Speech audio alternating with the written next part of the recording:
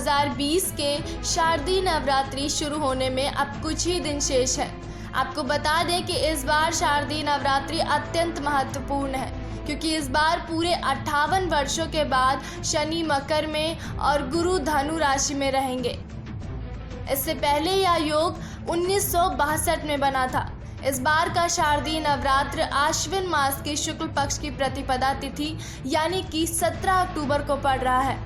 इसी दिन कलश स्थापना होगी। कलश स्थापना का शुभ मुहूर्त सुबह 6:27 से शुरू होकर 10:13 तक है। देवी माँ के आगमन की तैयारी जोरों शोरों से चल रही है। नवरात्रि के 9 दिन तक देवी माँ के अलग अलग स्वरूपों की उपासना की जाती है। प्रतिपदा तिथि पर कलश स्थापना की जाएगी और फिर 9 दिनों तक देवी माँ की पूजा पाठ, आरती, मंत्रोच्चार और व्रत रखकर उन्हें प्रसन्न किया जाएगा। नवरात्रि पर देवी माँ को तरह तरह की पूजा सामग्री और भोग चढ़ाया जाता है।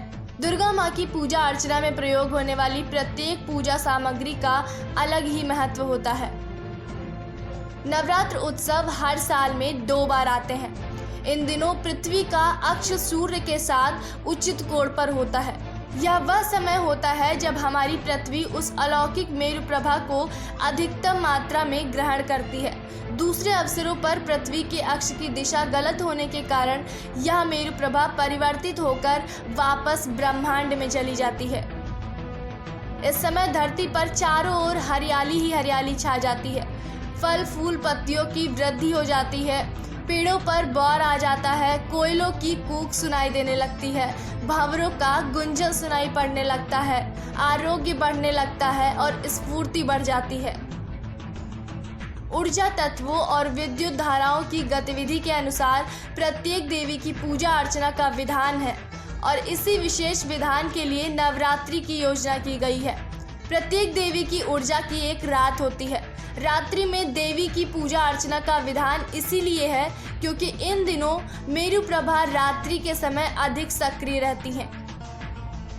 हमारी भारतीय संस्कृति में इसीलिए इस अवसर को नवरात्र के पर्व के रूप में मान्यता दी गई है।